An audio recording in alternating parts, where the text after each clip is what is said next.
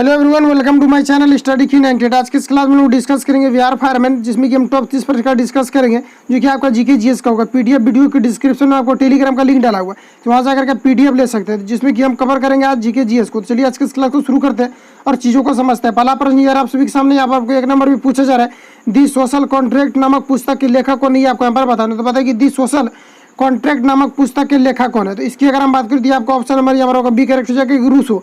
दी social contract नामक पुस्तक के लेखक कौन है, तो रूसो। ऑप्शन यहाँ पर होगा बी करेक्ट हो जाएगा।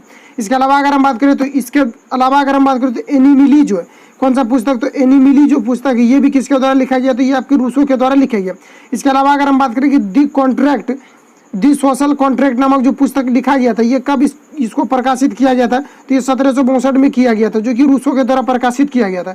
ऑप्शन यहाँ पर आपका बी करेक्ट हो जाएगा। इसके अलावा अगर हम बात करें तो इसमें जो लिखा हुआ है, इस पुस्तक में जो लिखा हुआ है, यानी कि जो वर्णन किया गया है, इसमें किया गया कि मनुष्य स्वतंत्र पैदा होता है, लेकिन वो हर जगह पर क्या होता है कि जंजीरों से घिरा हुआ होता है, जकड़ा हुआ होता है। इसी के बारे में इस पुस्तक में जो है वर्णन किया गया है। ऑप्शन यहाँ पर आपका बी करेक्ट हो जाएगा। नेक्स्ट आगे बढ़ते हैं।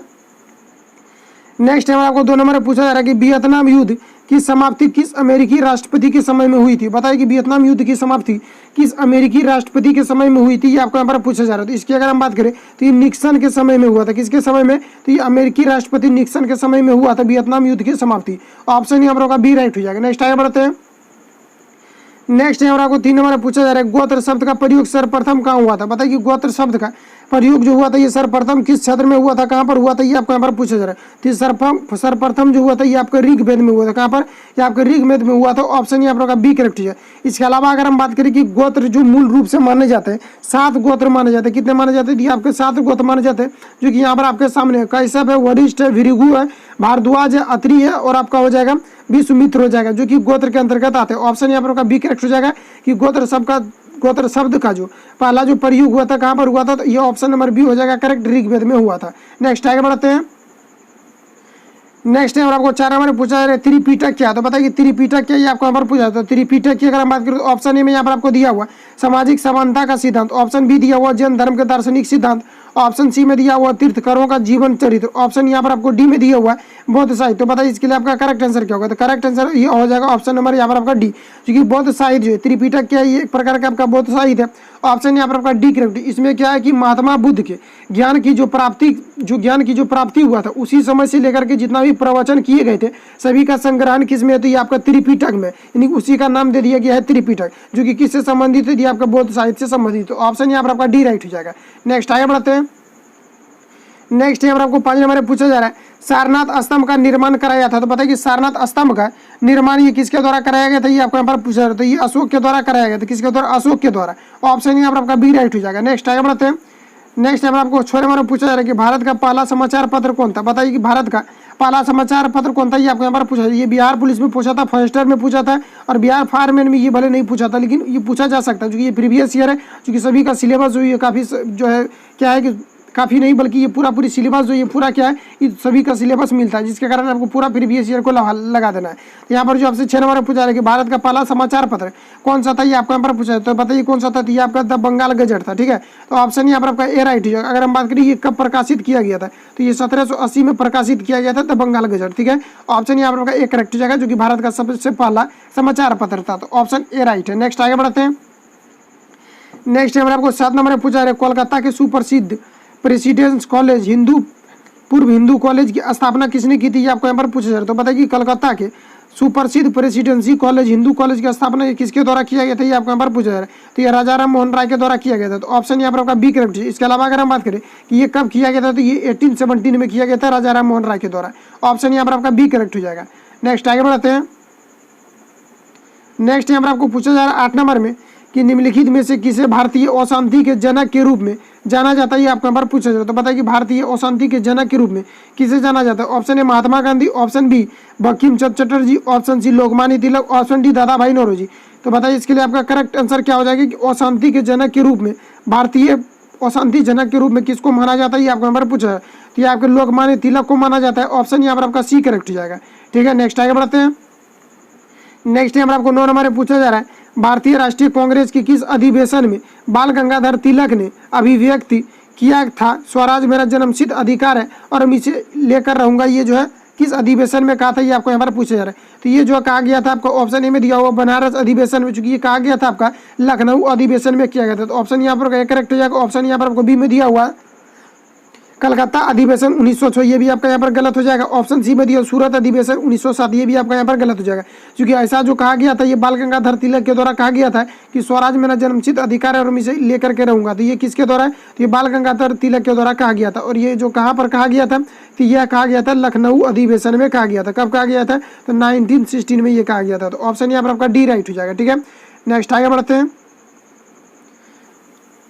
नेक्स्ट यहाँ पर आपको 10 नंबर पूछा जा रहा है, रोलैक्ट एक्ट के विरोध में किसने लगान न देने का आंदोलन चलाने का सुझाव दिया था। तो बताइए किसके द्वारा दिया गया था, तो ये दिया गया था, इसकी अगर हम बात करें तो ये दिया गया था स्वामी सिद्धानंद के द्वारा दिया गया था। ठीक है, ऑप्शन यहाँ पर डी करेक्ट हो जाएगा, क्योंकि रोलैक्ट एक्ट के विरोध में किसने लगान न देने का आंदोलन चलाने का सुझाव दिया था, तो ये स्वामी सिद्धानंद के द्वारा दिया गया था। तो ऑप्शन यहाँ पर आपका डी करेक्ट हो जाएगा। नेक्स्ट आगे बढ़ते हैं। नेक्स्ट में आपको पूछा जा रहा है, महात्मा गांधी ने अहमदाबाद के निकट साबरमती के किनारे एक आश्रम बनाया था, इसे डैश कहा जाता है। तो बताइए महात्मा गांधी के द्वारा साबरमती के निकट अहमदाबाद के निकट साबरमती के किनारे एक आश्रम बनाया था, उस आश्रम का नाम क्या था, ये आपको यहाँ पर पूछा जा रहा है। ऑप्शन ए में दिया हो साबरमती आश्रम, ऑप्शन बी हरिजन आश्रम, ऑप्शन सी सत्याग्रह आश्रम, ऑप्शन डी स्वराज आश्रम। तो बताइए यहाँ पर आपका करेक्ट आंसर क्या हो जाएगा, तो ये आपका हो जाएगा साबरमती आश्रम। तो ऑप्शन यहाँ पर आपका ए करेक्ट हो जाएगा। ठीक है, इसके अलावा अगर हम बात करें कि साबरमती आश्रम की जो स्थापना किया गया था, सबसे पहली बात तो हम लोग यहाँ पर ये समझते हैं कि सत्याग्रह आश्रम की जो स्थापना किया गया था, सत्याग्रह आश्रम ये कब किया गया था, तो ये आपका 1915 में किया गया था। इसके अलावा अगर हम बात करें कि साबरमती आश्रम का जो स्थापना किया गया था, कब किया गया था, तो ये आपका 1917 में किया गया था। इन दोनों को आपको यहाँ पर याद रखना। ज़्यादातर आपको जो पूछा गया था प्रीवियस ईयर में, ये पूछा गया था कि साबरमती आश्रम की स्थापना महात्मा गांधी के द्वारा कब किया गया था, तो 1917 में किया गया था। चूँकि नील की खेती पर करने वाले जो किसान थे, नील की खेती जो करने वाले किसान थे, उसके खिलाफ क्या हुए थे कि आंदोलन हो रहे थे, जिसके कारण से महात्मा गांधी के द्वारा साबरमती आश्रम की स्थापना किया गया था। ठीक है, ऑप्शन यहाँ पर आपका ये राइट हो जाएगा। नेक्स्ट आगे बढ़ते हैं। नेक्स्ट यहाँ पर आपको पूछा जा रहा है 12 नंबर में, पृथ्वी के वायुमंडल का सर्वाधिक घनत्व कहाँ पर होता है, ये आपको यहाँ पर पूछा जा रहा है। तो बताइए कि पृथ्वी के वायुमंडल में सर्वाधिक घनत्व कहाँ पर होता है। तो ऑप्शन ए में दिया हुआ क्षोभ मंडल, ऑप्शन बी समताप मंडल, ऑप्शन सी में दिया हुआ मध्य मंडल, ऑप्शन डी आयन मंडल। तो यहाँ पर अगर हम बात करें तो ये क्षोभ मंडल में क्या होता है, क्योंकि वायुमंडल की जो सारी घटनाएं होती है ये आपका क्षोभ मंडल में होती है। तो ऑप्शन यहाँ पर ए राइट हो जाएगा। इसके अलावा अगर हम बात करें समताप मंडल की, तो समताप मंडल में क्या होता है कि इसमें जो वायुवान जो यानी कि जो उड़ते हैं, जो फ्लाइंग करते हैं, ये कहाँ पर करते हैं, तो ये आपके जो है समताप मंडल में करते हैं। इसके अलावा अगर हम बात करें आयन मंडल की, तो आयन मंडल में क्या होता है कि रेडियो तरंग को जो भेजा जाता है, ये कहाँ पर भेजा जाता है, ये आयन मंडल से भेजा जाता है। ऑप्शन डी कुछ खास नहीं है, ऑप्शन यहाँ पर एक करेक्ट हो जाएगा। नेक्स्ट आगे बढ़ते हैं। नेक्स्ट यहाँ पर आपको पूछा जा रहा है 13 नंबर में, भारत में कौन सी खाद्य फसल अक्टूबर नवंबर में बोई जाती है तथा अप्रैल में काटी जाती है, बताइए। तो यहाँ पर अगर करेक्ट आंसर की बात करें तो ऑप्शन ए में दिया हुआ नारियल, option B coffee, option C चावल, ऑप्शन डी गेहूँ। तो यहाँ पर अगर करेक्ट आंसर की बात करें कि भारत में कौन सा ऐसा फसल है जो कि अक्टूबर नवंबर में बोई जाती है और अप्रैल में आपका काटी जाती है, तो ये आपका हो जाएगा गेहूँ। ठीक है, ऑप्शन यहाँ पर आपका डी करेक्ट है। और भारत की अगर हम बात करें तो भारत में मुख्य रूप से 2 प्रकार की फसलें होती है। किस प्रकार की, तो ये 2 प्रकार की फसलें होती है, एक होता है रबी, दूसरा होता है आपका खरीफ। ठीक है, रबी की अगर हम बात करें तो रबी फसल जो होता है ये जो बोया जाता है ये आपका अक्टूबर में, कब बोया जाता है, अक्टूबर से लेकर के ये नवंबर तक बोया जाता है। इसके बाद अगर काटने की बात करें तो ये जो आपका काटा जाता है ये आपका मार्च में काटा जाता है। कब, ये तो मार्च से लेकर के ये आपका अप्रैल तक ये काटा जाता है। इसके अलावा अगर हम बात करें खरीफ फसल की, ठीक है, तो खरीफ फसल की अगर हम बात करें तो खरीफ फसल जो बोया जाता है ये आपका जून में बोया जाता है। कब, जून और जुलाई में ये बोया जाता है। और जो ये काटा जाता है ये कब काटा जाता है, तो ये सितंबर को, सितंबर और अक्टूबर तक ये काटा जाता है। तो ऑप्शन यहाँ पर आपका जो है डी करेक्ट हो जाएगा। नेक्स्ट आगे बढ़ते हैं। नेक्स्ट यहाँ पर आपको 14 नंबर में पूछा जा रहा है कि पाक जल डमरू मध्य निम्न में से किसको अलग करता है। तो ये प्रीवियस ईयर में भी क्वेश्चन जो है आपका पूछा गया था कि पाक जल डमरू मध्य जो होती है ये किसको पृथक करता है, ये आपको यहाँ पर पूछा गया था। तो इसकी अगर हम बात करें तो ये भारत और श्रीलंका को पृथक करता है। ऑप्शन यहाँ पर आपका सी करेक्ट हो जाएगा, जो कि बंगाल की खाड़ी तथा अरब सागर के बीच में स्थित है। कहाँ पर, ये बंगाल की खाड़ी और अरब सागर के बीच में जो है आपका पाक जल डमरू मध्य स्थित है। ये पृथक किसको करता है, तो ये भारत और श्रीलंका को करता है। ठीक है, तो ऑप्शन यहाँ पर आपका सी करेक्ट हो जाएगा। नेक्स्ट आगे बढ़ते हैं। नेक्स्ट यहाँ पर आपको पूछा जा रहा है 15 नंबर में, भारत में उष्णकटिबंधीय सदाबहार वन पाए जाते हैं, ये किस क्षेत्र में पाए जाते हैं, ये आपको यहाँ पर पूछा जा रहा है कि भारत में उष्णकटिबंधीय सदाबहार जो वन पाए जाते हैं ये किस क्षेत्र में पाए जाते हैं, ये आपको यहाँ पर पूछा जा रहा है। तो ये जो पाया जाता है ये केरल में पाया जाता है। ठीक है, तो ऑप्शन यहाँ पर आपका एक करेक्ट हो जाएगा। नेक्स्ट आगे बढ़ते हैं। नेक्स्ट यहाँ पर आपको 16 नंबर में पूछा जा रहा है कि भारत में निम्नलिखित में से सेवा का कौन सा वन्य जंतु अभ्यारण्य जहाँ गेंडों के यहाँ पर गेंडो हो जाएगा आपका, गेंडों के संरक्षण की परियोजना चल रही है यहाँ पर आपको दिया हुआ है ये, बल्कि चल रही नहीं है ये, बल्कि ये है, ठीक है। तो भारत का जो आपका काजीरंगा जो है ये आपका एक सींग वाले गेंडों के लिए प्रसिद्ध है। ऐसा भी पूछा जाता है कि काजीरंगा जो है ये किस लिए प्रसिद्ध है, तो ये सबसे पहली बात कि ये जो स्थित है आपका, ये कहाँ पर स्थित है, तो ये आपका असम में स्थित है, ये भी आपको यहाँ पर याद रखना है। और ये एक सींग वाले गेंडा के लिए प्रसिद्ध है। ऑप्शन यहाँ पर आपका सी करेक्ट हो जाएगा। नेक्स्ट आगे बढ़ते हैं। नेक्स्ट यहाँ पर आपको पूछा जा रहा है 17 नंबर में, आबू पहाड़ियों का गुरु शिखर किस पर्वत श्रृंखला की सबसे ऊंची चोटी है, ये आपको यहाँ पर बताना है। तो आबू पहाड़ियों का गुरु शिखर जो है किस पर्वत श्रृंखला की सबसे ऊंची चोटी है, ये आपको यहाँ पर पूछा जाता है। ये आपका अरावली का है, किसका, अरावली का। ऑप्शन यहाँ पर आपका डी राइट हो जाएगा। नेक्स्ट आगे बढ़ते हैं। नेक्स्ट यहाँ पर आपको पूछा जा रहा है 18 नंबर, निम्नलिखित में से कौन सा भारत का सबसे ऊंचा पर्वत शिखर है। तो भारत में जो सबसे ऊंचा पर्वत शिखर है ये गाडविन आइंस्टीन है, यानी कि K2 है, ठीक है। ऑप्शन यहाँ पर आपका बी के, जो कि विश्व में दूसरा स्थान पर आता है गाडविन आइंस्टीन। अगर हम फर्स्ट एक नंबर की अगर हम बात करें कि सबसे ऊंचा पर्वत शिखर जो है ये कौन सा है, तो ये आपका माउंट एवरेस्ट हो जाएगा, जो कि कहाँ पर है, तो ये आपके नेपाल में स्थित है। कहाँ पर, ये नेपाल में स्थित है। लेकिन अगर हम बात करें दूसरे नंबर पर कौन सा आता है, तो ये गाडविन आइंस्टीन आता है, जो कि भारत में स्थित है। तो ऑप्शन यहाँ पर आपका बी करेक्ट हो जाएगा। नेक्स्ट आगे बढ़ते हैं। इसके अलावा अगर हम बात करें कि K2 जो है इसकी लंबाई की अगर हम बात करें, चूंकि ये भारत में स्थित है और भारत का सबसे बड़ा ये जो है तो यहाँ पर आपको याद रखना है कि ये कितना है, तो ये आपका 8611 मीटर है, ठीक है। नेक्स्ट आगे बढ़ते हैं।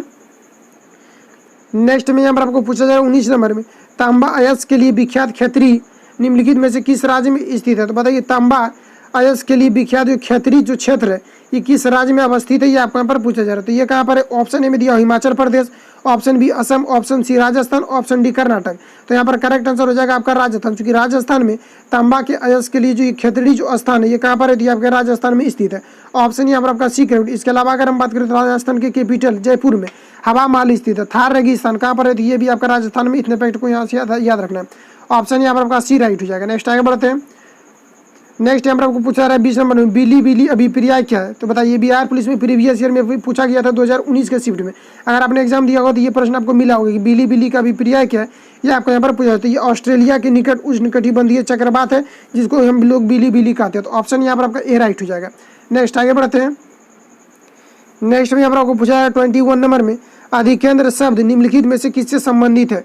तो देखिए जो भूकंप जो होता है, भूकंप के ठीक ऊपरी जो सतह होता है कि जहाँ की हमें ये महसूस होता है कि भूकंप जो हो रहा है, तो ऊपरी जो सतह होती है जहाँ से उद्गम होता है ठीक उसके ऊपरी सतह को हम लोग क्या कहते हैं, इसको भूकंप केंद्र कहते हैं। क्या कहते हैं, अधिकेंद्र कहते हैं, ठीक है। भूकंप केंद्र जमीन के नीचे जहाँ पर उत्पन्न होता है उसको हम लोग कहते हैं भूकंप केंद्र। इसके अलावा जहाँ पर कि भूकंप की प्रक्रियाएँ जो होती है वो जहाँ पर कि स्टार्ट होती है इनिशियल पॉइंट के जस्ट अपोजिट, यानी कि ऊपर साइड में हम लोग जो जहाँ पर कि भूकंप की तीव्रता महसूस होती है उसको हम लोग अधिकेंद्र के नाम से जानते हैं। ये किससे आपका संबंधित हो जाएगा, तो ये आपका भूकंप से संबंधित हो जाएगा। इसके अलावा याद रखेंगे कि भूकंप जो रीड किया जाता है, यानी भूकंप की जो तीव्रता मापी जाती है, इसको रिक्टर स्केल पर मेजर किया जाता है। तो ऑप्शन यहाँ पर आपका ए राइट हो जाएगा। नेक्स्ट आगे बढ़ते हैं।